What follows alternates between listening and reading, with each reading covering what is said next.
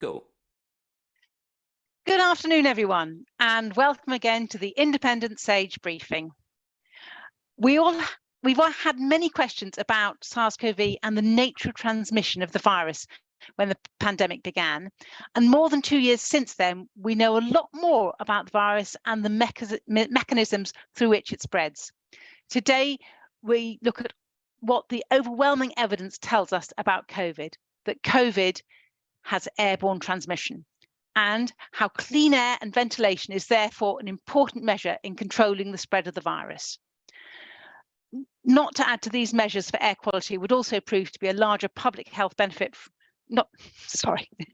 And we must add that these measures for air quality would also be of huge public health benefit for all of us, for all the other things, that illnesses they might prevent. To discuss all this, we have two brilliant guests and our own Professor Trish Greenhalgh, who will run the session. But before we hear from them, we have our weekly number session. So I invite Dr Kit Yates for a presentation of the latest numbers and trends. Over to you, Kit. Brilliant, thank you. Let's just share that. Hopefully you can all see what I can see now. Good, so it's generally a good news week. Prevalence is coming down across the country, although still above 2.5% in all of the home nations. So it's still high, but coming down, which is good. Hospitalizations are also coming down rapidly. Deaths are also starting to fall from this latest wave. And probably the only downside is that vaccination is stalling, and people are increasingly far out from their last dose. So people are increasingly poorly protected. So in terms of what I'm going to talk about today, we're going to be looking at prevalence, then hospitalizations, deaths, vaccinations, and then because we've got a ventilation session today, I'm going to talk a little bit about ventilation in schools, where we've got some data. So prevalence, the ONS infection survey comes out every week on a Friday at midday. It just came out an hour and a half ago. And this is the picture across the different home nations of the UK. So England has the lowest prevalence, Northern Ireland the highest, and Wales and Scotland in between. Prevalence is still high, above 2.5%. I think I remember being alarmed early on in the pandemic when prevalence was up at 1%. Of course, that was a very different situation before vaccination, but still, there's a lot of COVID around at the moment. It is coming down though, which is really good. You can see on the right-hand side of the figure here that COVID is dropping across all 4 of the home nations. And we should remember that the ONS survey is lagged by about between 10 days and 2 weeks. So actually, we should expect to see, hopefully, these numbers to come down further. This is reflecting the situation a couple of weeks ago. Looking across different regions of England, you can see orange is the most recent, and following by different shades of grey going further back in time. And you can see that the orange bars are lower than the previous 2 grey bars before them, so that we've seen big drops in prevalence across all regions in England, which is good news. And again, across all age ranges, same colour code, you can see that we've seen falls in prevalence over the last 2 or 3 weeks on the ONS survey. So that's really good news. I always like to cross-reference this against Zoe, which is the symptom tracker app, which estimates how many people are infected. And that's also been showing big declines for the last couple of weeks. Zoe might not be as accurate in terms of the absolute numbers, but it is good in terms of picking up trends. And there's no sign at the moment that this trend of decreasing prevalence is slowing down, or no signs of an uptick. So that's really good news. Long may it continue.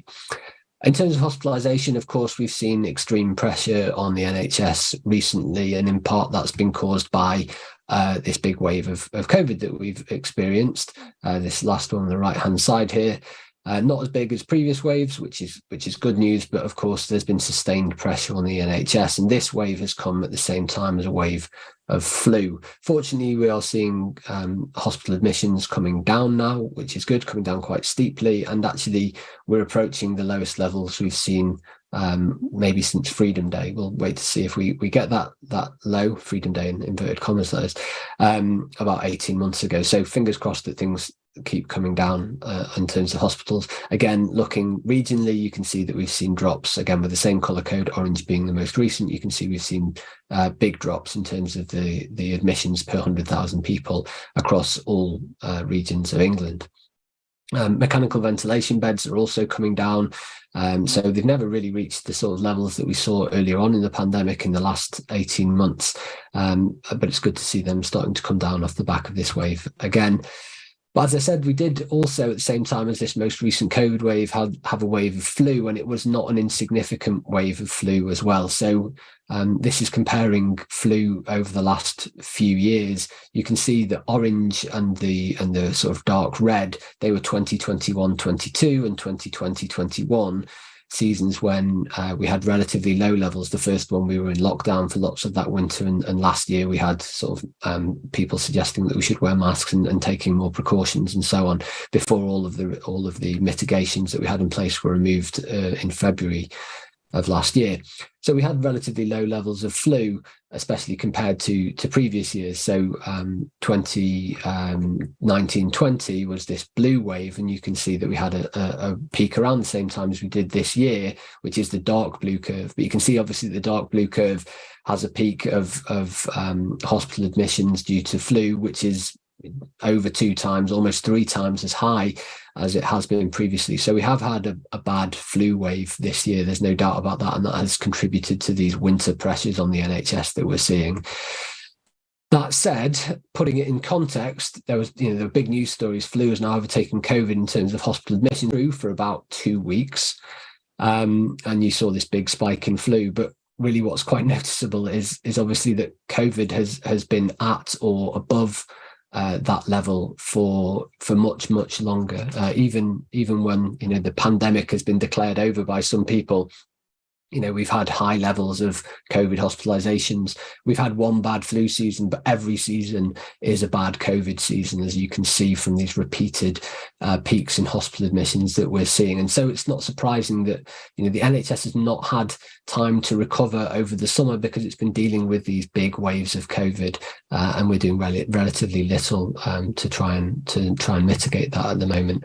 And again, just to put it in context, this blue dashed line is the peak of the last pre-pandemic flu wave that we had. And you can see that COVID levels over the last 18 months of COVID hospital admissions have almost always been higher than the peak hospital admissions that we saw from flu before the pandemic. So when people tell you that COVID's just like flu, that's certainly not the case, even just in terms of prevalence. There's so much more COVID around. It's around all year round. And it's contributing large numbers of hospital admissions throughout the year. In terms of deaths, we've seen these waves of deaths which come a little while after each wave of Omicron that we've had over the last 18 months or 13, 14 months or so. We're just coming off the back of this latest wave in terms of prevalence, and you can start to see that reflected in the number of deaths that are being reported. They're just about coming down. We're still at around 100 deaths a day, which obviously, if it stayed at that level, would ramp up to around 36,000 deaths a year, which is not far off what we had last year. We had about 33,000 deaths with COVID on the death certificate. Hopefully levels will come down and it will stay lower than that. But we're still going to be seeing COVID contributing to excess mortality in comparison to numbers of deaths before the pandemic. Looking at vaccination, which is obviously the main tool that we're now using to keep people safe from COVID as a nation, we offered the autumn booster programme, which is now slowed down. We covered 91% of over 75-year-olds, which I think is quite good going. Obviously, higher would be better. But disappointingly, we only covered about 58% of 50 to 64-year-olds. So there's a lot of people who are relatively high risk compared to some other parts of the population who have not had their most recent dose. You can see this reflected in these numbers. So brown is people who've had the autumn booster and all of the previous ones. So this is the older age ranges, so 75 up to over 90s. And you can see generally good coverage of the autumn booster and all the previous doses. Going down the age range, you start to see this brown disappearing, and people have maybe just had a first dose and the second dose and maybe their first autumn booster. As you get younger, 50 to 54, you see that less than half of them took up the autumn booster this year. The brown 47% figure there. And then again, as you go down the age range further to the under 50s, you see that these are the people that haven't even been offered the autumn booster. And as you step back to younger and younger age groups, you see that there's a increasingly high proportion of people who are either under-vaccinated, who have maybe just had one or their first 2 doses and not had a booster, or are completely unvaccinated. And so that's in particular 5 to 11-year-olds. Around 90% of them have received no protection at all from vaccination. So that's a sort of static picture. I think it's quite interesting to look at what's happening in terms of when people last had a dose of COVID vaccine, because we know that protection from the vaccine wanes over time. And so again, for the over 80s, you can see that many of them have had their most recent dose in the last 3 months, certainly in between the last 3 and 6 months. So that's the autumn booster program kicking in there. But as we progress down the age ranges, you can see that there are more and more people in orange and red. So orange is over 6 months since their last vaccination. So we know that pretty much everyone under 50, except for clinically vulnerable people, have not been offered an autumn booster. So the last chance they got was over a year ago to get vaccinated. And as we've already noted, there's quite a large proportion of these younger age groups who are not vaccinated, not protected at all. So I think we could be doing better in terms of vaccination. And because we're talking about ventilation today, one of the areas we have data on is ventilation in schools. So I thought I'd bring this up because we have some decent data on that. So the government undertook to deliver CO2 monitors to all classrooms in England, and it took them a while to do it, but eventually they delivered around 390,000, and their estimate of the number of classrooms in England is about 350,000. So there should be enough for one for each classroom, which is good. At least we should be able to monitor what's going on, even if we're not able to do much about it. When surveyed, the government placed a level of CO2 as a proxy for air quality of 1,500 parts per million. So they said rates of CO2 below that is good air quality, and above that is bad air quality, and you need to do something about it. So they got people to report what their threshold was, and they found that 30 and 12% identified readings over this government set threshold of 1,500 parts per million. Of those 12%, so 9% of the classrooms in total, so about 3/4 of those 12%, were able to remedy that or to reduce the level by improving ventilation, so opening windows, opening doors, etc. But there were 3% that couldn't get their levels below that 1,500 parts per million. And that corresponds to about 9,000 classrooms. And so the government has undertaken, or did undertake, to deliver around 9,000 air cleaning units to schools. Whether those 9,000 actually matched up with those 3% that were not available, were not able to get their ventilation rate below 1,500 parts per million or not, it's not clear, but they did undertake to deliver them, and by sort of April 2022 they delivered 8,000, and they'd undertaken to deliver a further 1,000, but we don't have data on whether those actually got delivered or not. But this level, this recommendation of 1,500 parts per million, and we'll probably hear more about this in the session, is probably inadequate in terms of reducing levels of COVID in the room. It's suggested that actually we should be aiming for really more like 800 parts per million CO2 or less. So actually, although the government have identified a target and tried to remedy that target is possibly the wrong one. They should be aiming to get below 800 parts per million of CO2 if possible. And then the government did undertake a survey to see whether people were using the CO2 monitors that they were sent, and they found that 96% of people confirmed the usage of monitors, and 95% of teachers who were surveyed were able to identify when ventilation was needed on the back of that. Interestingly, though, when Teacher Tap did a survey of teachers, they found that in primary schools, 47% of teachers surveyed did not have a CO2 monitor at all, and similarly in secondary schools, 73% had no CO2 monitor at all. So those CO2 monitors may have been delivered, but apparently, according to this survey at least, have not been received by classrooms, or at least they've gone missing in the meantime. So there are lots of reasons that we need to sort of get better access to these CO2 monitors, or to better understand or improve ventilations in these classrooms. Unison also did a survey of teachers, asking about what the quality of ventilation in their classrooms was. 16% responded saying we had good ventilation, 45% said less ventilation than last year, and 38% said that they'd stopped bothering to ventilate their classrooms. And when asked why they'd stopped bothering to ventilate their classrooms, 45% said that COVID was no longer seen as an issue. And 42% had concerns over energy and heating costs. So that 42% is completely understandable. The 45% who no longer see COVID as an issue, that seems to be a messaging issue, because of course we know that COVID is still a significant issue in the UK. So that's where I'll stop, and I'm looking forward to hearing much more from experts about ventilation, how we can improve it, and what the targets really should be. So I'll pass it back to Helen. Thank you very much. Thank you very much, Kit. That was absolutely fascinating. I'm now going to ask Professor Trish Greenhalgh to introduce our guests and kick off the main session on clean air and ventilation.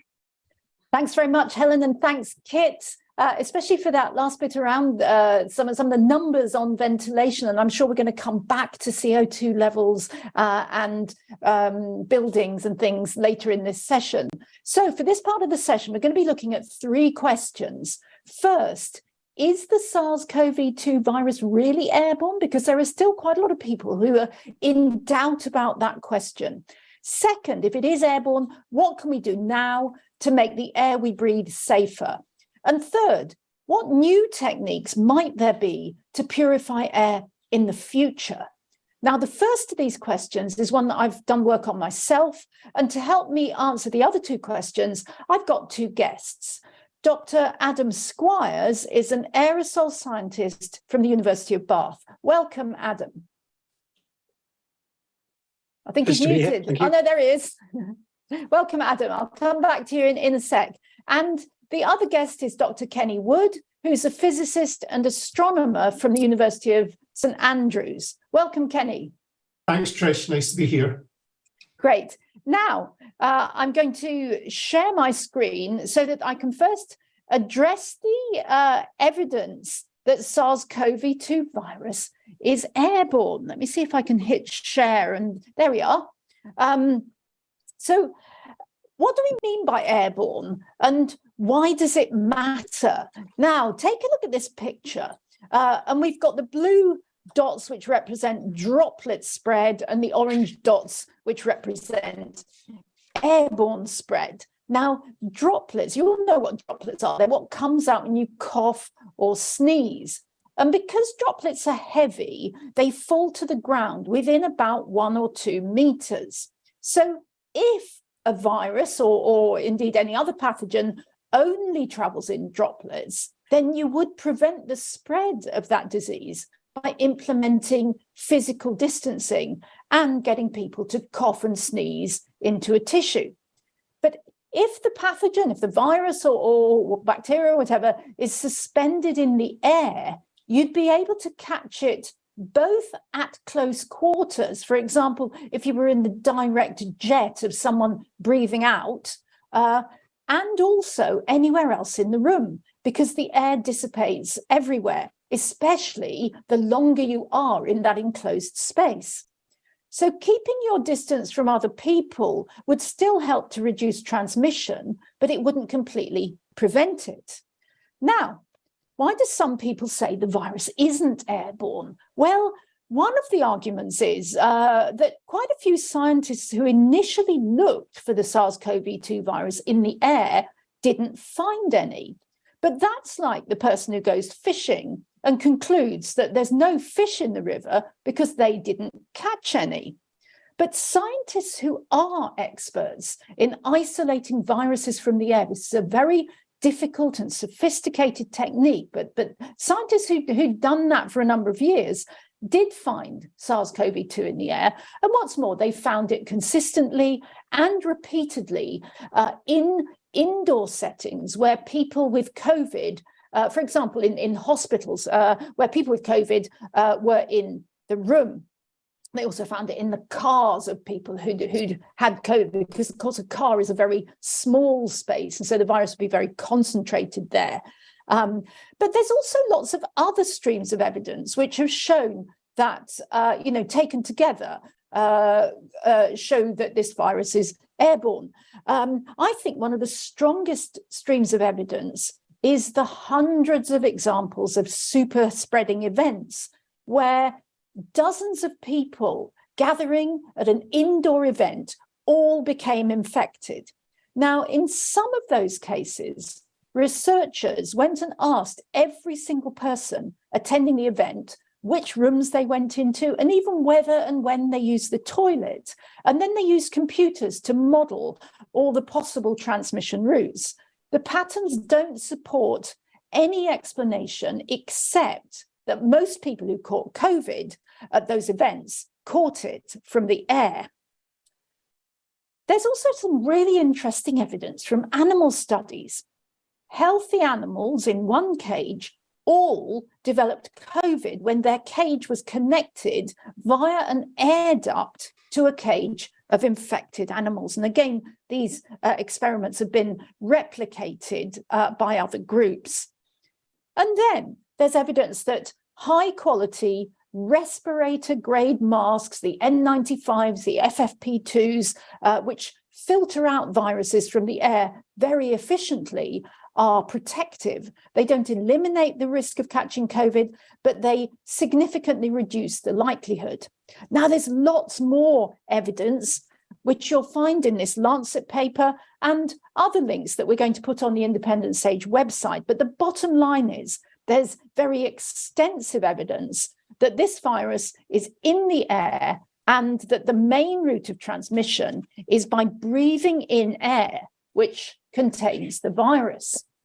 So now I'm going to stop sharing my screen and I'm going to come to you, Adam. Can you explain, first of all, why we're more exercised with the indoor space than the outdoor space? What is it about the indoor space that makes it a little bit more risky? So the best way to understand this is by imagining that the things we give off, the particles we produce when we speak, or when we breathe, when we shout, when we sing, the things that carry the virus, if we imagine they behave more or less as smoke does, as the tiny particles that make smoke. And smoke is a really helpful visual metaphor. So for people who remember when you're allowed to smoke indoors a lot more widely than you can now, if there's a lot of people indoors and they're all smoking, and if there aren't windows open to let fresh air in, then the smoke from each person spreads. It doesn't stay within 2 meters. It spreads throughout the room, and the whole room gradually gets smokier and smokier. Whereas outdoors, what you breathe out, the smoke or the respiratory particles that might carry viruses, can just spread out into the air and get carried away. So it doesn't have this chance to build up. The smoke metaphor, sorry. No, go on, carry on.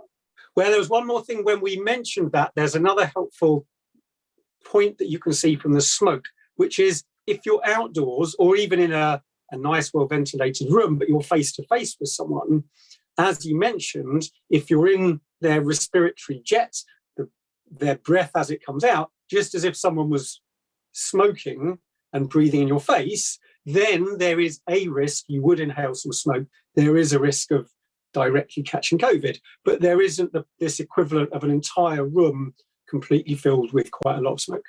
Great. So the outdoor environment isn't 100% safe, but particularly when you're keeping a distance from someone, you're not standing in that jet that they might breathe out. It's a lot safer than being indoors in one of those closely packed, stuffy rooms. So what are we going to do then to make indoor air safe to breathe? What options are there, Adam? So generally speaking, they're broken down into 3 categories.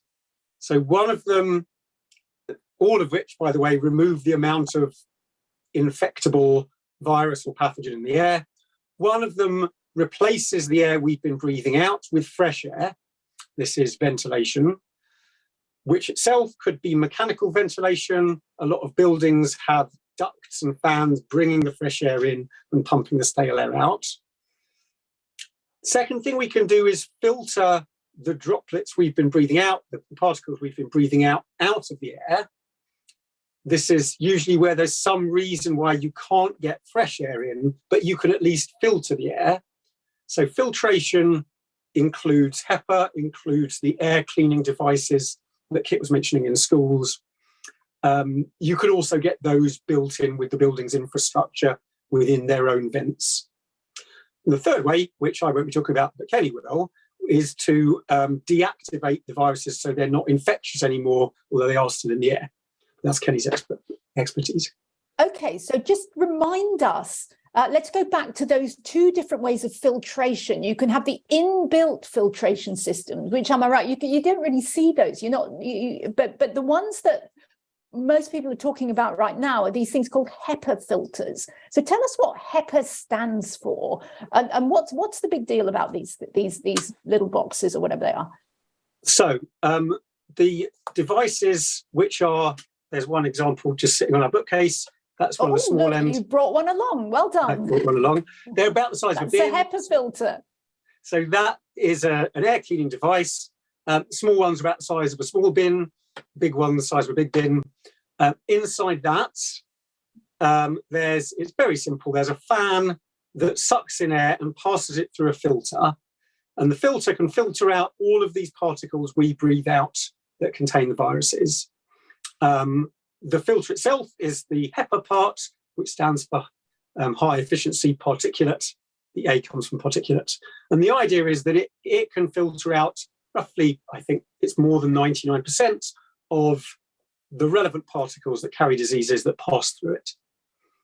Great. So high efficiency particulate air, and the air gets sucked in and all the nasties get caught in the filter. Great stuff. So what are the pros and cons of these? Should we all be going and buying one? Who should be having them in what kinds of room? So I guess it's worth talking about that and ventilation, opening windows. Which one do you want to start with? Let's start with opening windows, because we've all got windows. Right, exactly. And then we can move on to why people may not be opening windows. So opening windows is the easiest one that most of the government advice seems to be. This brings in fresh air and dilutes how much we're breathing out. As a very rough guide, if you can feel that it's noticeably a bit colder, that's probably enough. But this ties in with the CO2 monitors, which are a very good way of knowing exactly if you have your windows open enough. Go on. No, I was going to say, what would you say about these CO2 monitors? Because Kit showed some very interesting data where the standard for classroom air has now been set at 1,500 parts per million CO2. So what does 1,500 parts per million mean? And would that be okay if I sent my kids to school? Would you be happy with that as a level?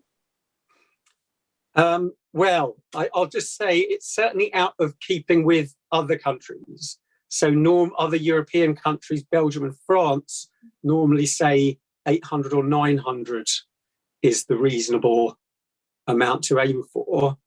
Now, I'll just dive into some slightly more technical details, because it sounds like us with our 1,500 is about twice as bad as the sort of 800 nearly, but it's actually worse than that, because how much exhaled air, how much of people's breath is in the air, and therefore the risk of getting viruses, depends on the amount of exhaled air.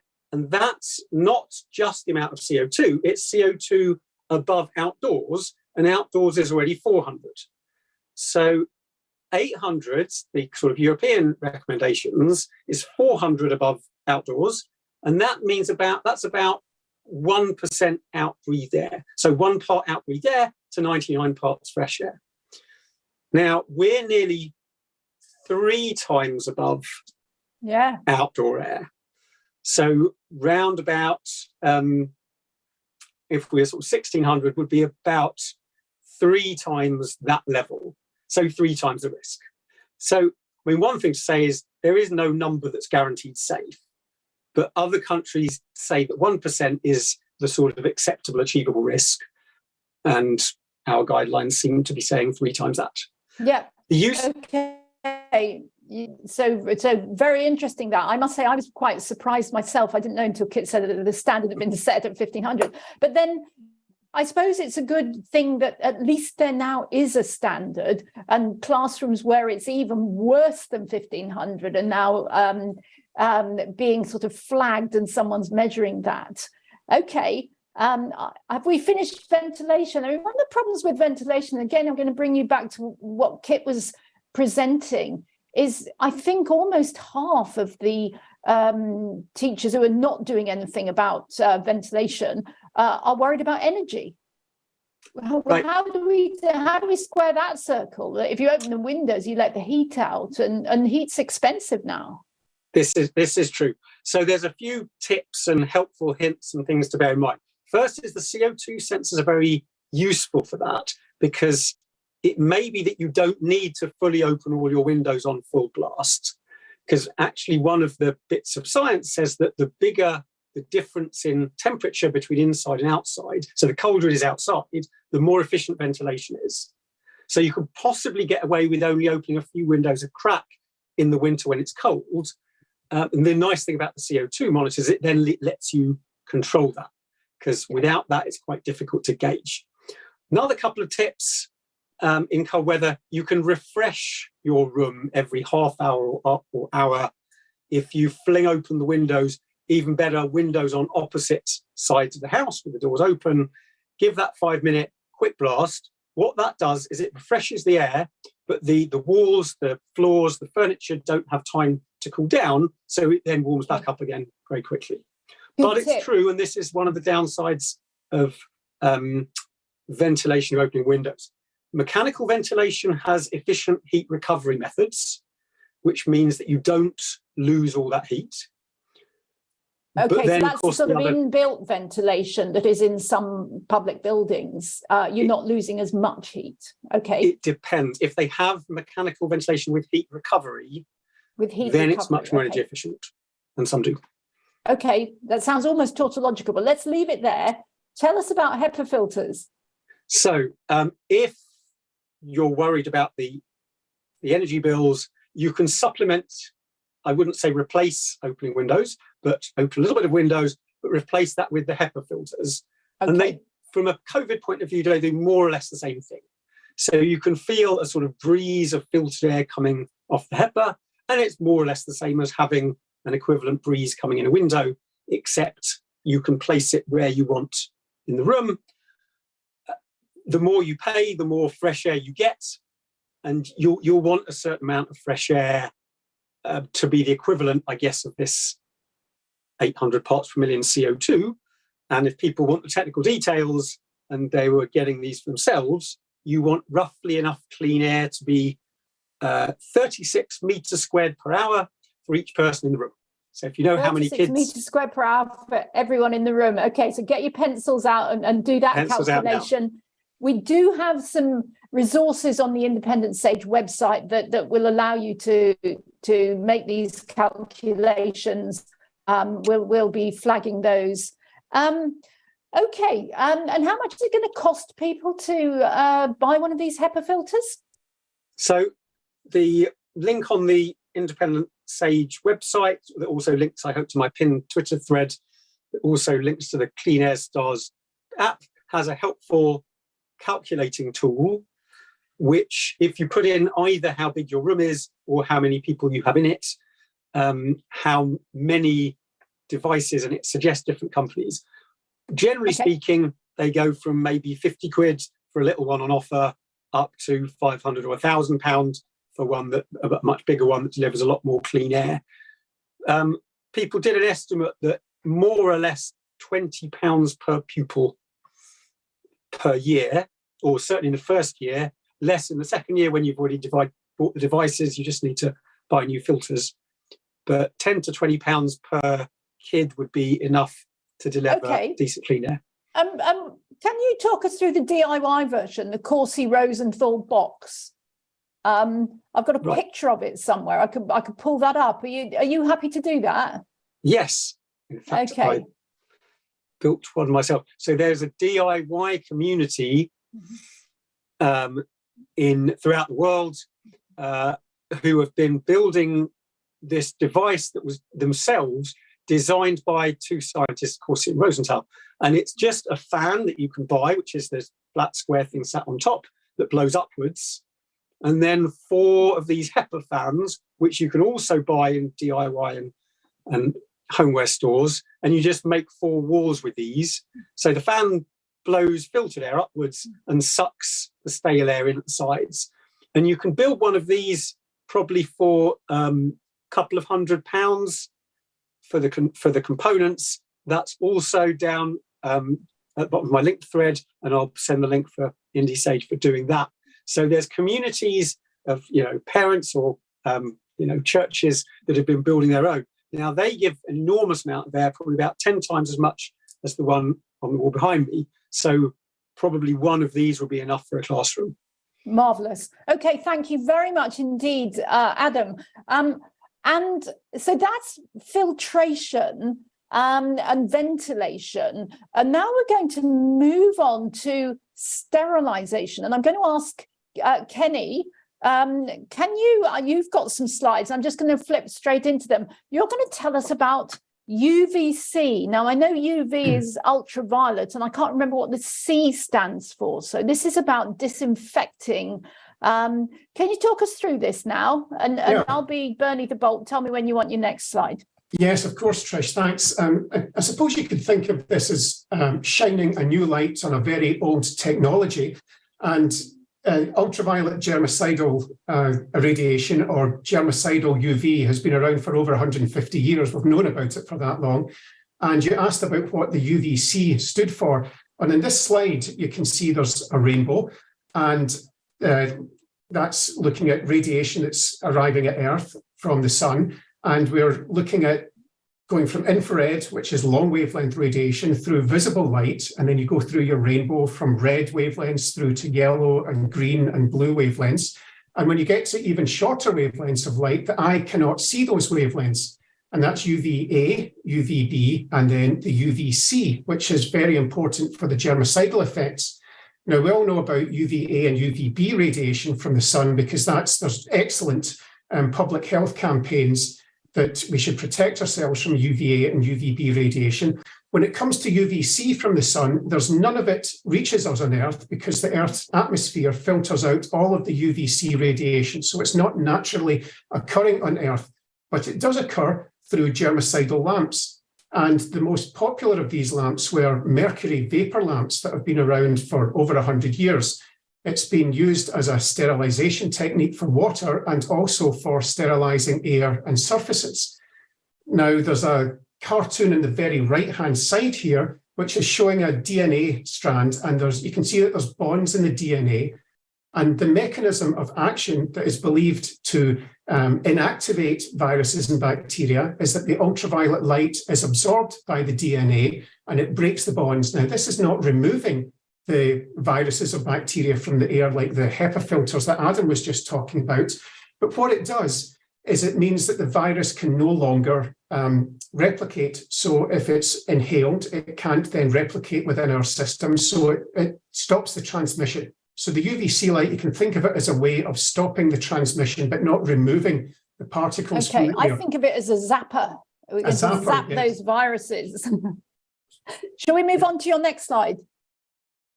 Well, I was going to finish up. Oh, yeah, go on. This slide, yeah. So the type of mercury lamps that have been deployed, they can cause damage to our skin and eyes. So they must be deployed in empty spaces or deployed so that the light is shining above our heads and cannot impact any of us. So it can't touch our skin and the light can't shine into our eyes. So the pictures that are showing in the bottom there, you can see there's something from the New York City subway. The subway trains there, they use ultraviolet light to destroy viruses and bacteria in the air, but that's when the trains are empty. Now you can think when the carriage then goes into use, people are in the carriage, so the virus and bacteria can then build up. So over the last 20 years or so, and if you move on to the next slide, there's been a new technology that is sorry. I can actually go through one very good example of where the upper room germicidal lights were used. And this is a very famous trial from the 1930s in suburban schools in Philadelphia, where they deployed ultraviolet lights above the heads of children, so it wasn't shining on the children, in classrooms. And they found that the classrooms that had the ultraviolet lights deployed, they had a great decrease in the measles incidence in the transmission of measles. And as many of you will know, that measles is probably the most infectious disease that is known. We all know about the R number, and the R number for measles is about 15. So until the Omicron variant came along, measles was known as the most infectious disease. So germicidal ultraviolet was shown to decrease the incidence of measles, and it was used extensively for decreasing the incidence of tuberculosis. Now, it sort of fell out of favour because of the rise of vaccines and also antibiotics. But since the COVID pandemic hit, there's been a lot of hype about ultraviolet light. And if you now move on to the next slide, I can talk about the new type of light that has been proposed as a way for disinfecting occupied rooms. So instead of the mercury vapor lamps, which emit light that can damage our skin, there's a new type of light that's been developed that is using krypton and chloride gas, and that emits at a much shorter ultraviolet wavelength. And at that very short ultraviolet wavelength, the light is not able to penetrate through the upper layers of the skin. Now, why is this important? It's the upper layers of the skin are essentially dead. They're going to be sloughed off and create household dust. So any damage that is being done to the skin, it's happening in those upper layers that are already dead. The krypton chloride lights also have a very strong germicidal effect. That's been shown in some lab-based experiments. And the fact that the light cannot penetrate through the skin and eyes, this has raised the exciting prospect is, could these lights be used as a way of disinfecting the air between people? So the old mercury lamps had to be deployed in either empty rooms or above our heads, but perhaps these new lights could be deployed in rooms and to sterilize the air in between people and a way of mitigating transmission. Now, I got involved with this research a few years ago with colleagues from the University of Dundee and at Nine Wells Hospital. And we wanted to test, really as skeptical scientists, and come along and say, is this safe and does it work? And I worked with dermatologists at Nine Wells Hospital in Dundee, and we were able to do experiments using some of the new krypton chloride lights. And if you can go on to the next slide, I can show some results that we got from that. And what my colleagues at Nine Wells did with volunteers was they shone the krypton chloride lights on volunteer skin, and then they took punch biopsies. And what we're showing on the bottom right here, that's like a vertical cut through someone's skin. It's very microscopic, but when you look at it, you can see the upper layer of the skin, which is called the stratum corneum, and that's the dead layer, but that's the protective layer. Proteins in that layer are absorbing the ultraviolet C wavelengths that are coming from these new lights and preventing the light from getting down to what is known as the basal layers, and that's where cells can replicate. So if you're damaging cells in the basal layers, that's what can lead to skin cancer. So that's what you do not want the light to be getting down to there. And all of our experiments so far have shown that the light is unable to get down beyond the stratum corneum. And there's safety limits set for workers for how long they can be exposed to ultraviolet light of different wavelengths. And we found from our experiments that there was no visible changes to the skin at more than 60 times the current limit. And there was no DNA damage, certainly not to the basal layer, at more than 250 times the current limit for workers. So that's all very promising, that it could be used as a low risk. You never want to say safe because we're still doing experiments, but it could be used as a low risk intervention. Okay, now, can I just summarize, because this is very, very interesting, but quite sort of scientifically complex. We already know that this far UVC kills the virus, or it deactivates the virus, zaps the virus. What we're still doing research on is it safe? Because the question is, does it cause skin cancer? And it looks like from the work you've done so far that it doesn't cause skin cancer, but you're still doing more research to make absolutely sure of that. Is that roughly a lay summary there? That's absolutely correct, Trish. And we're also looking at, does it cause any irritation to eyes? Because It's not just the skin. The skin's very protective, but we also have a tear layer on our eyes. And for the same reason that the skin is protected, it's proteins within that tear layer that absorb the ultraviolet light and stop it from getting through. And there's been animal experiments showing that there's no damage to the retina.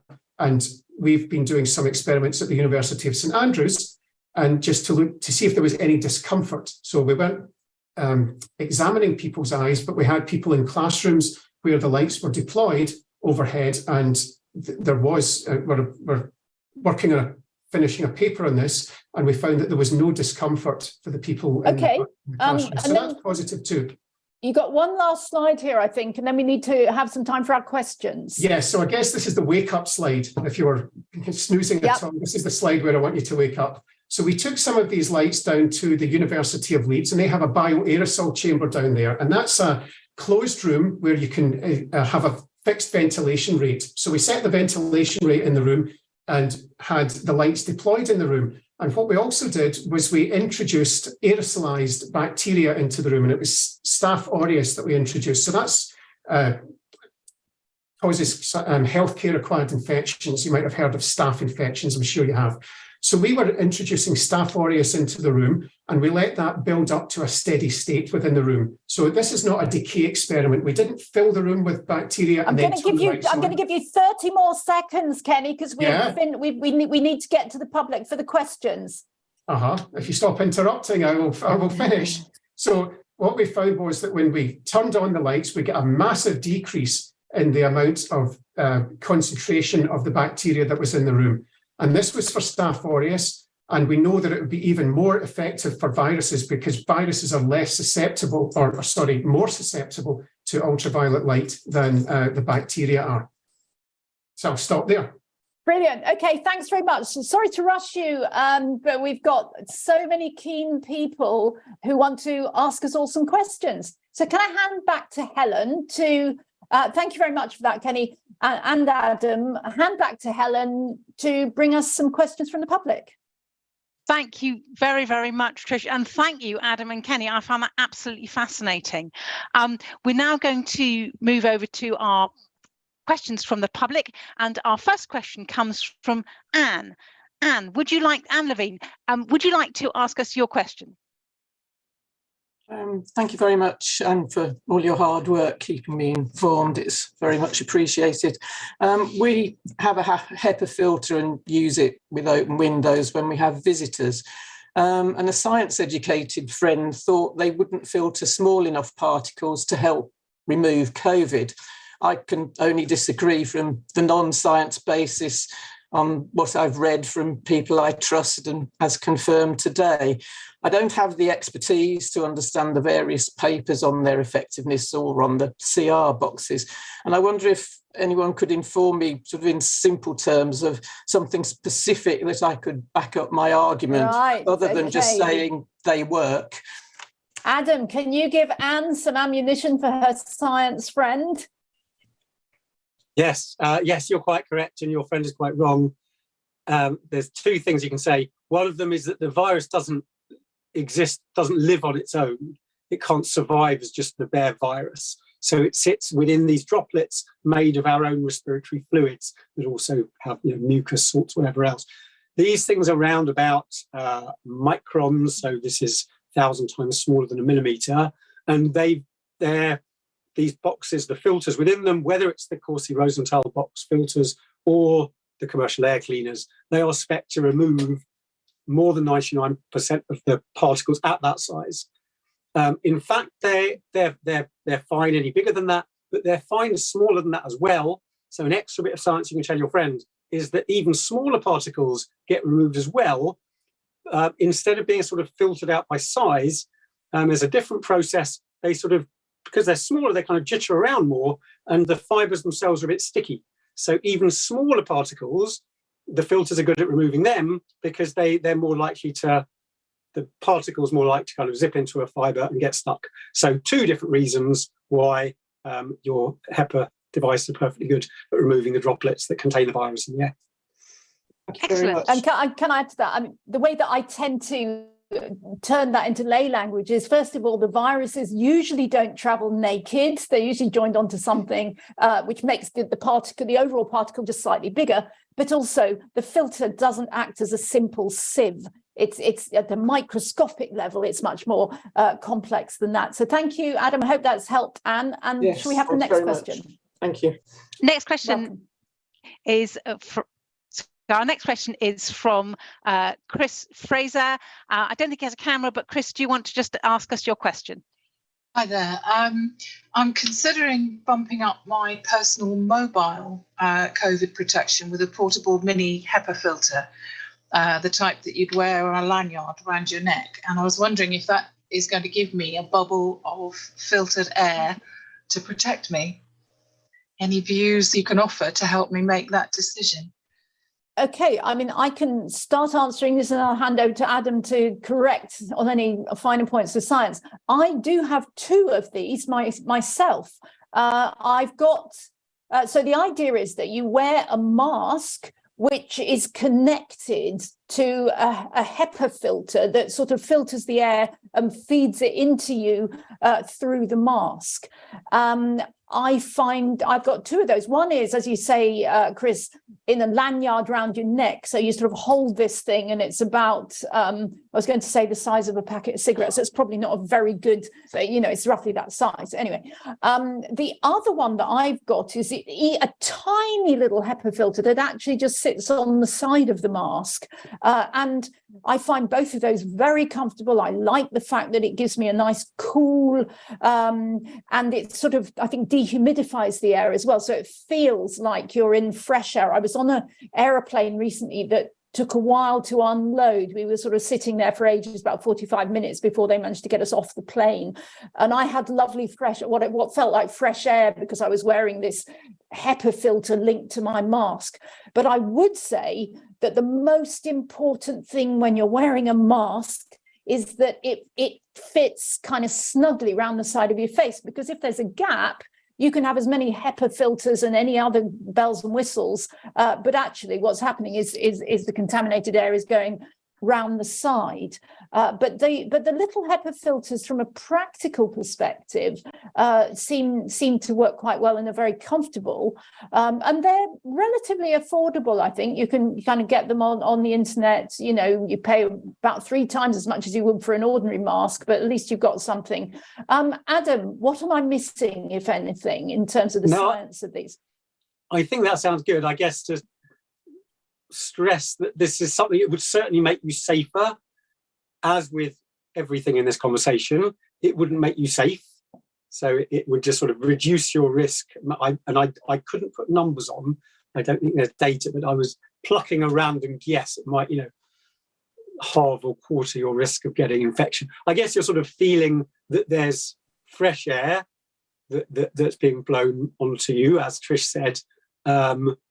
But of course, that's going to mix with the air people breathe at you. So I suspect if you're having a face-to-face conversation with someone, there's still a risk.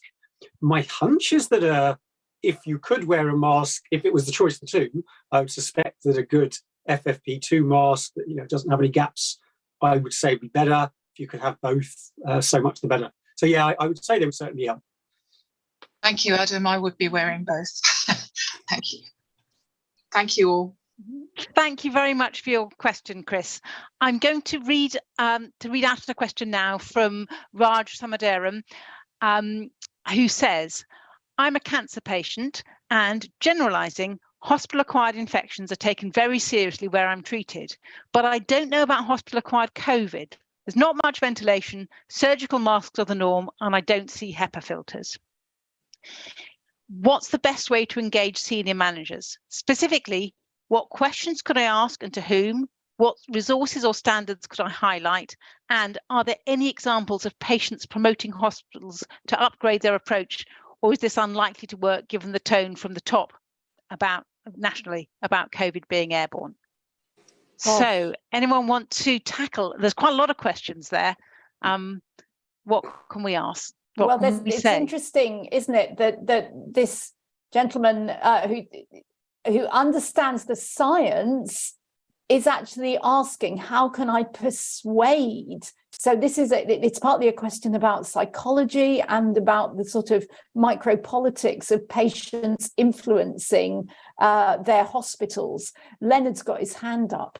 Yeah, well, so I am a cancer doctor, and I happen to think that it is important to protect cancer patients and vulnerable patients. And I think they're asking the right questions of the patient group, because they may not have got the highest level of protection.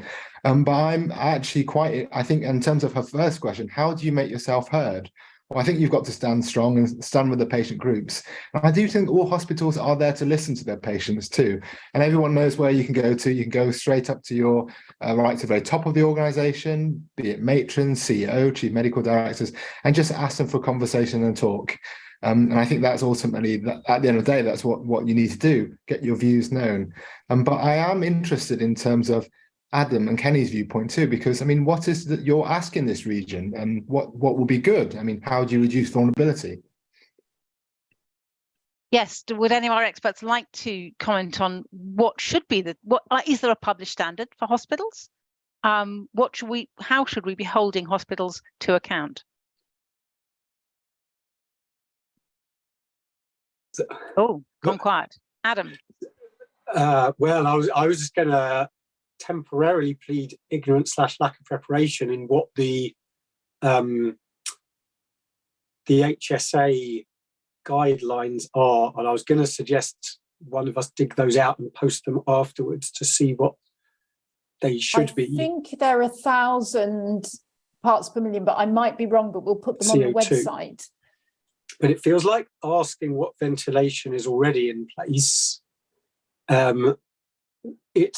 I'm assuming the hospital would have some mechanical ventilation in place anyway, because pretty much all modern buildings do. But there's different settings that you can have the air set. So while it's already in place, you can have more air being brought in, which is better at reducing risk. It normally costs a bit more to run because you may have to heat that up. But it's worth having that conversation. And if they're not using it with as much fresh air coming in as possible, why not? Thank you. Stephen Riker. Hi. Well, I mean, first of all, I should say I do have some sympathy with NHS leadership, in the sense that when people are harassed, when people are under pressure, and everybody's under pressure, from the nurses to the trust managers, it's very easy not to listen and to close down and to think it takes up time. But I do think it's worth emphasising the importance of listening.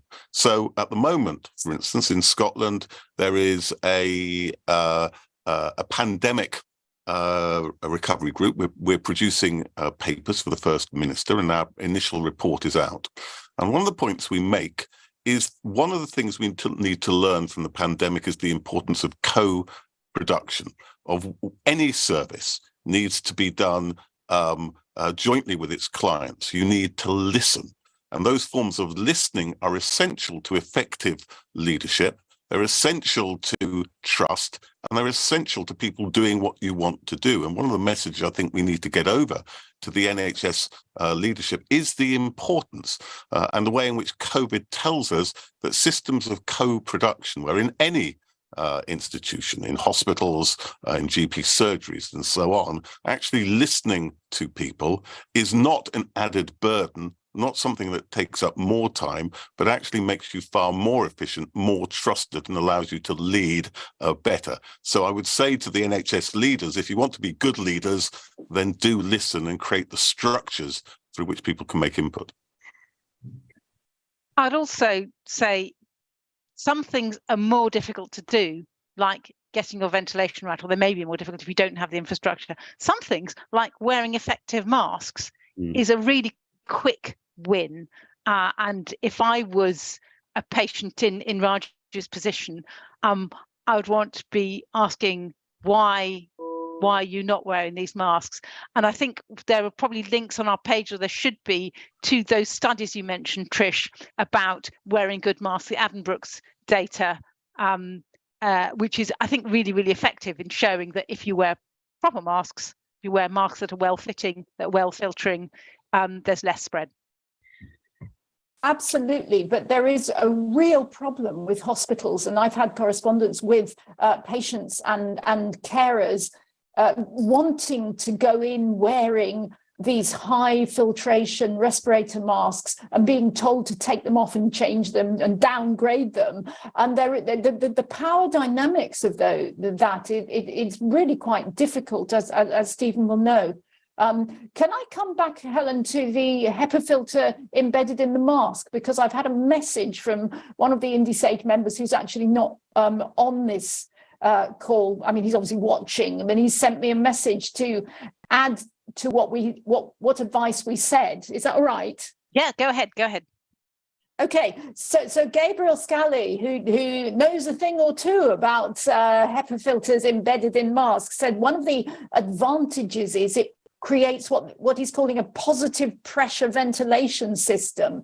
And he thinks that if you have a slight gap around the side of the mask, when you're wearing one of those HEPA filters, it is actually not so much of a problem because it's slightly kind of driving the air into you. So that's another good reason for getting one of those masks. I have to say, my husband says you can't wear them in concerts because they make a bit of a noise.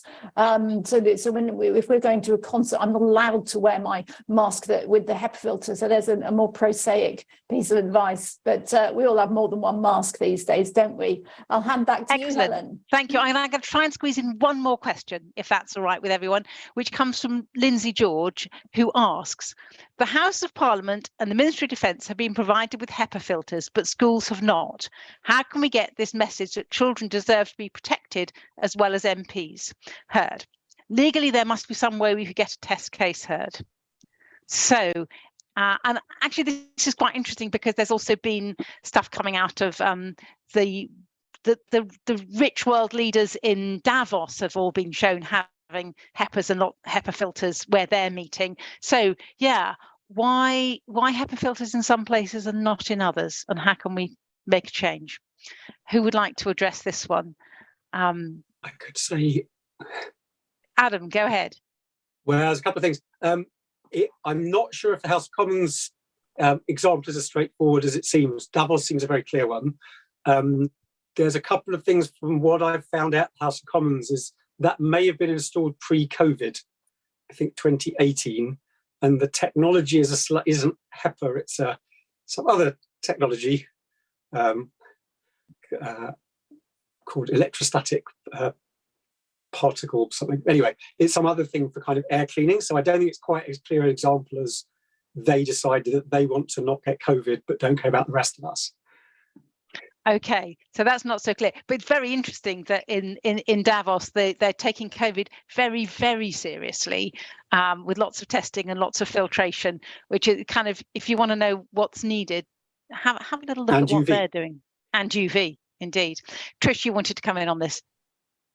Well, I think it's really quite interesting. I mean, we're not a political organisation and we're not lawyers, and so we can't really advise on the legality of it. But on our website, there are various reports and resources, and those of you who are trying to change your local hospital, trying to change your local school, trying to change your local, I don't know, Girl Guide meeting or whatever it might be, you may find those resources useful. But absolutely, changing indoor air in buildings or in public transport is costly, and if something has a cost, there are going to be some people who want to put money into it and other people who want to put money into something else. So these do become political issues, but there are also some clear scientific messages, and as Independent Sage, we can certainly help you with the science. Now we're almost out of time, and I've got 3 people who are very keen to say something. So you're all going to have to say it really quickly. Leonard, you wanted to say something. Sure. It goes back to what Stephen said. Good leaders listen, and we're here to give you the science, and that's what Independent Sage does. But what I would say to anyone is organise. Change can happen, and it can make everyone safer. Just an example, patient groups have got together, the immunocompromised under the 500k banner, and actually you just get together and go ask, because at the end of the day, it's one person talking to another person, expressing their needs. And I think that's what we're here to do, give you the science so you can make change. Christina, you wanted to say something. Yeah, but just say if you're trying to persuade local schools or hospitals, or any workplace, one of the big things is just to say it's not just about COVID, right? We've just had a really bad flu season, we've had really bad cold season, and fresh air, clean air works for all of those as well. Okay, last word to Steve Griffin, really quick. Just very similar to what Christina was going to say, there's a perception that COVID isn't a problem for children. That's because people compare it to adults. We shouldn't be comparing it to adults. We should be comparing it to other childhood diseases, and that means it is a problem. And we should not forget that children can sadly get long COVID as well. So even if you're, in inverted commas, healthy, you can still have a very mild course of disease and develop long COVID. And it's a terrible, terrible tragedy when that happens. Oh dear, that's a very sad note to end on. We're over time, so I'm going to say goodbye to everyone. And massive thanks to Kenny, to Adam, to Trish for chairing us today. Thank you all. See you next week. Cheers.